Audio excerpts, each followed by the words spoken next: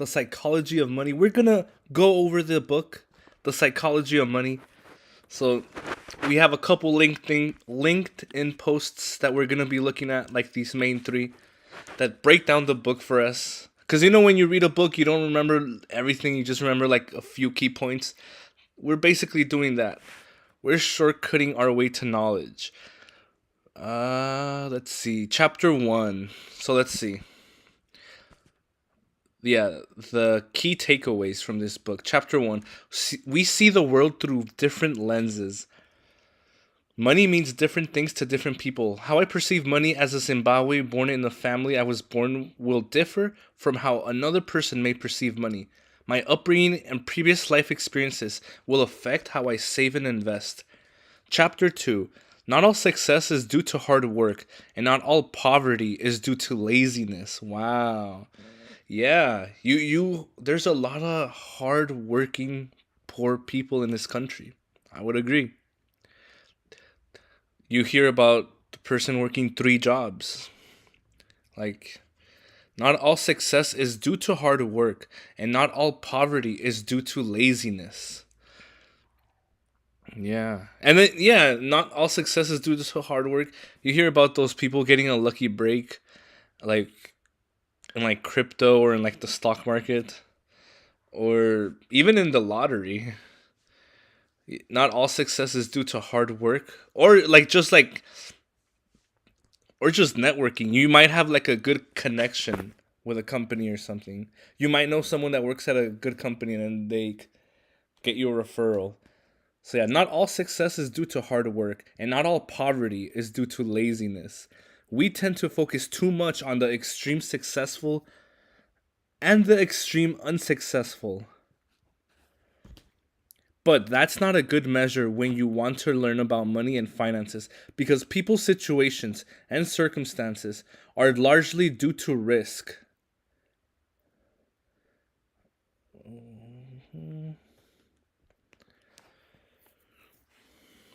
Risk and luck. This is humbling because whenever things start going well, keep alert because it can easily switch on you.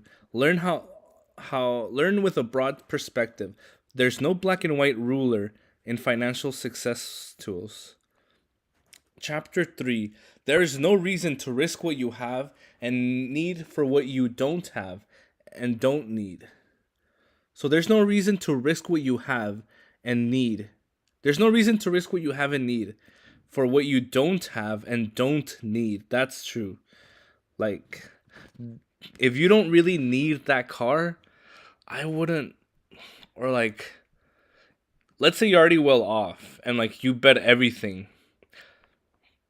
on something. I don't like I don't know if you guys heard the crypto Terra Luna.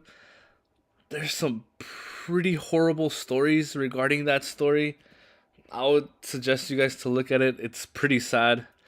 People literally selling their houses in the hopes that this crypto coin is gonna make them rich, but they end up losing it and it goes to zero. It goes less than zero. It's sad.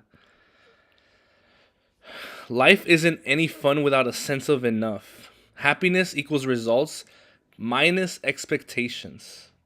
Okay. So whatever your results is, so lower your expectations. Social comparison will leave you discouraged. Yeah.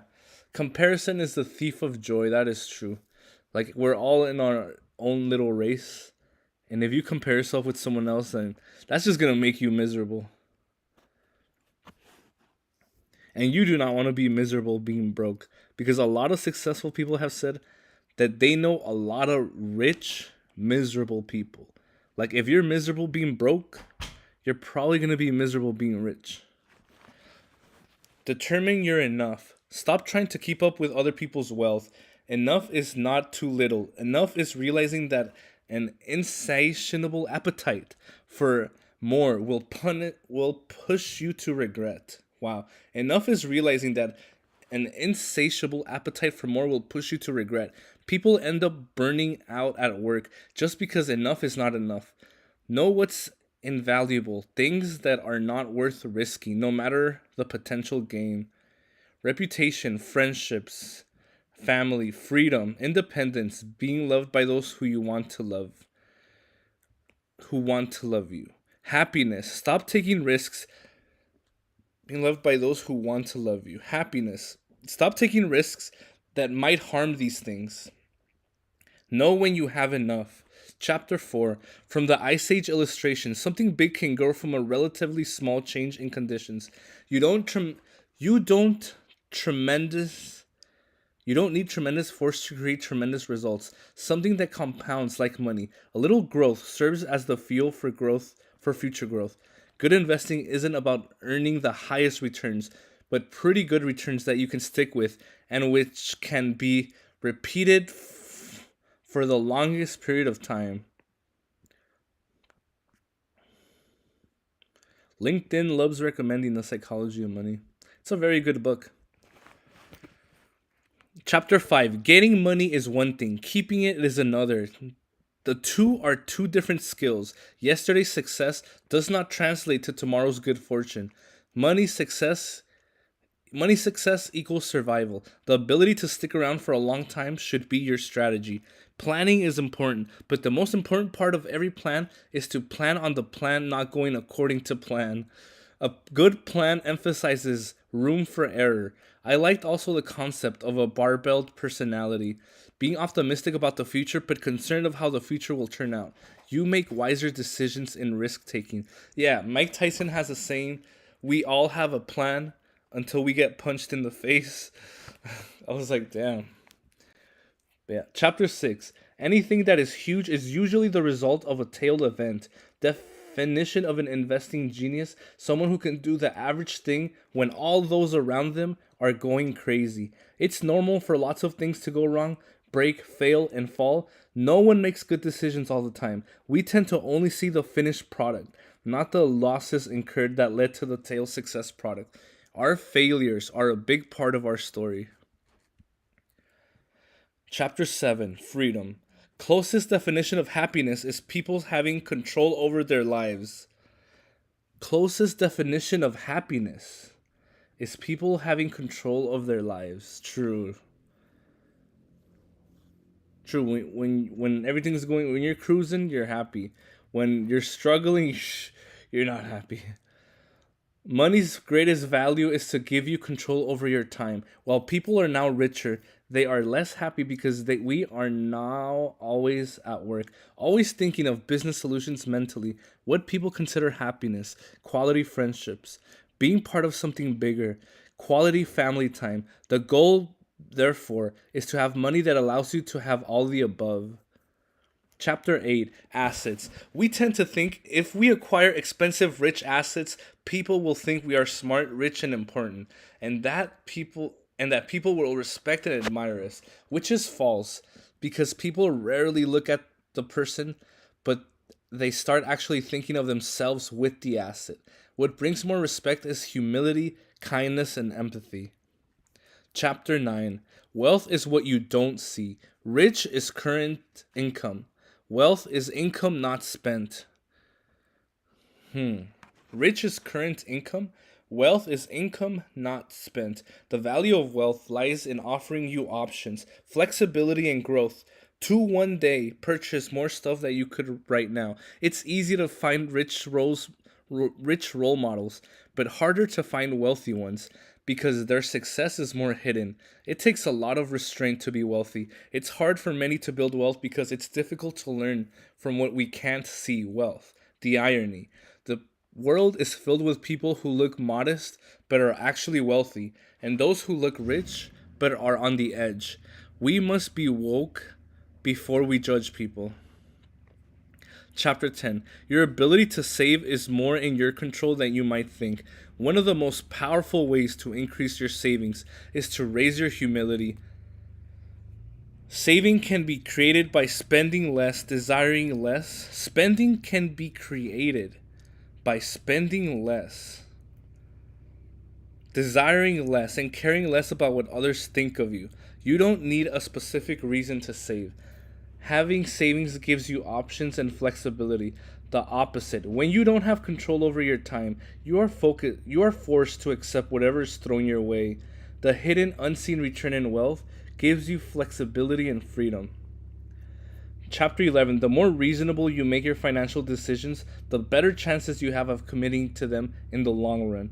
A rational investor makes decisions based on numeric facts, whereas a reasonable investor makes decisions that minimize future regret. Investing has a social component that's often ignored rationally. You are more likely to stick to investing in a company passionate about even in tough seasons when rationally it makes sense to leave.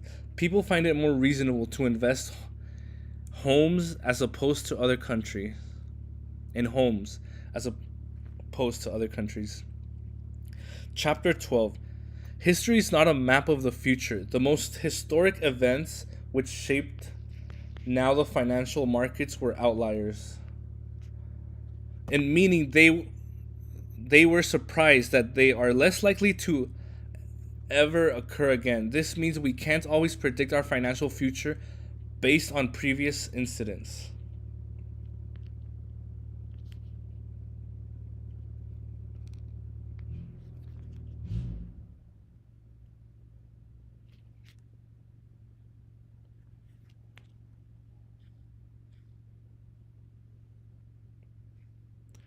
No way. Okay. When planning, give your always give yourself room for error. You have to plan on your plan not going according to plan. You must leave room for error, margin for safety. This gives you endurance, which helps you stick longer than you would have. I like the point of optimist bias or in risk taking. You have to take risks to get ahead, but no risk that can wipe you out even out is ever worth taking. You cannot be relying on a single income now with no savings. Your future is unknown. Chapter 14. Long term planning is essential, but you need to understand that you change and your desires change. This makes planning harder than it seems. Avoid extreme ends of financial plannings. Otherwise, you could end in regret, which may feel like you lost them. Give your plan decades to grow. Endurance is key. At every point in your working life, aim to have moderate annual savings, moderate free time, moderate commute, moderate family time. Accept the reality of your mind changing and move on as soon as possible. Chapter 15. This chapter strongly reminds me of the quote that says, "To make money, you need to spend money." Return on an investment is never free and will never be. Volatility and uncertainty will always have a fee attached to it. And you can't expect to enjoy the returns of investments if you haven't paid the fee. Know which financial game you are playing and stick to it. Be careful to making decisions that copy what other people are doing. Though you can see their purchases, you don't know their goals, worries, or aspirations. You don't blindly follow investment trends. These could be bubbles which can damage your portfolio when they burst. Yeah, like GameStop. Chapter 17. I love this chapter and I found it interestingly true. We tend to pay attention and action on negative news than we do with positive news. I took excuse me, I'm sick. Uh I took this chapter less as a money chapter and more as a life lesson. Goodwill is built over years of reputation that can be destroyed in one day.